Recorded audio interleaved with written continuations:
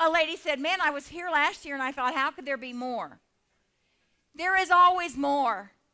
You can come back every year, and because you're older and wiser and you've gone through another year's worth of stuff, there is more. There's always more. Don't ever think I went to the Winter Summit and I got it. I don't need to go back again. That is not, I got it. That is not true. He's inexhaustible. Your faith can be your great faith today, but tomorrow you may need greater faith.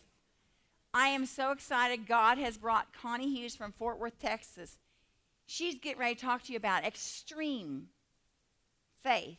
And she's a gift through Dana Wilson. God alone brought her. Connie heads up a social media blogging team that is not only blessing the summit now, it will bless the summit in the future.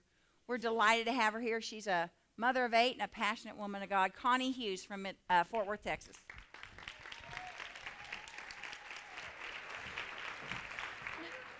Thank you. I'm so glad to be here this weekend. Everything has been wonderful. It's amazing. And everything I had planned to say is just piggybacking on everything that's already been said. So I hope I can encourage you today more than we've already all been encouraged. I want to talk about extreme faith, having the courage to allow God to do amazing things in your life. You may have heard of extreme sports. One time I saw a documentary on extreme sports, and it's these people who are like passionate about doing things like rappelling off the Empire State Building or parachuting off the Golden Gate Bridge. And these things are illegal for safety reasons. And so they have these covert plans. This is what we're going to do. And they have a getaway vehicle. And there was a camera crew filming like how does this all go down? And so they parachuted off the Golden Gate Bridge and landed in the getaway vehicle, zooms up, and they're like, yeah, dude, that was awesome! They jump in the vehicle and they zoom off, and they're like, rock on, that was awesome. And the police are chasing them, and I'm thinking, why? Why would you do something like that? That is nuts. And they explained, well, we do it for the adrenaline rush, and we do it for the notoriety. Like, we have this community, and we're like, looked upon favorably because we do these crazy extreme sports. So we're going to talk about extreme faith. Now, if you're here today, you probably do some things that make people think, why? That is nuts. Like, she has 8 children. Why? Why? Or she makes her own toothpaste. Honey, they sell that at the store. Or, they homeschool. Their kids don't go to school. It's crazy. So the purpose of extreme faith, though, is not just to get notoriety or for the adrenaline rush. It's to glorify God and to grow our faith stronger. And so I want to encourage you to glorify God in your extreme faith that you're practicing. I believe it used to be easier to practice extreme faith if you think back in the back then days. That's a time period my children think, like it's after the Renaissance. Back then, they wore bonnets and stuff. So if you think back to Laura Ingalls' time period in those days, or any time before that really, one of my friends was telling me they did a timeline between Laura Ingalls and now, and we've gone from covered wagons to the moon. So much has changed since then, but from that time period and before, the people living then really had to practice extreme faith every day. Laura Ingalls, if you've read her stories, they put everything they owned into a box with wooden wheels with 2 mules at the front, and they all got in it and giddy-upped across the prairie. And they didn't know if it was going to rain or if it was going to flood. They didn't know if they were going to run out of food. There was no Walmart. They didn't know if they would meet Indians or if they would be friendly or hostile, which they did meet up with Indians. And they didn't know if someone was going to get sick and die. They had a little baby boy that they called Freddie, and he died on one of their journeys, and they buried him right, where they were. And they couldn't call, go to the minor emergency and go to Walgreens and get a prescription. They were practicing extreme faith. They relied on God. They knew this is the food we have, this is what's available to us, and we're just going to trust God for the rest. in our world that we live in today, we don't need to do that really. We have our iPhones. Like I have a weather app. I can check the weather. I don't need to wonder if it's going to rain or flood. I just check the weather. I can do everything I need to do from my iPhone. I can punch in directions and figure out how to get here from Fort Worth. Remember the days before iPhones when you had a GPS on the dashboard of your car? I used to tell my husband, I need a GPS because I'm bad at directions. And he said, honey, I'm your GPS. Because I'll just call him out, okay, I'm on 3rd Street in Brown, so where do I go now? But I don't even need him anymore. I just punch it in, and I know where to go with my little map app. So it's so easy to not depend on God for anything, really. We depend on ourselves. We can do it all if we have our iPhones or, if we have our internet. We have everything we need. We think that we can rely on ourselves and our devices, and we don't really need God until we run into something where we figure out we can't do it ourselves. Anybody in here ever do natural childbirth? Yeah. That will leave a lasting impression. I have 8 children, and 6 of those I've had with no drugs, and that it hurts.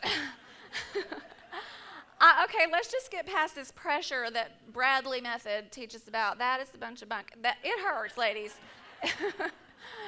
And so whenever I'm at the end, during transition, and it's the most intense pressure, I always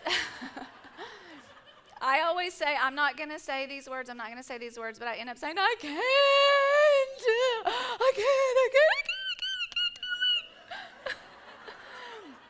I have 2 kids that do that every day during math.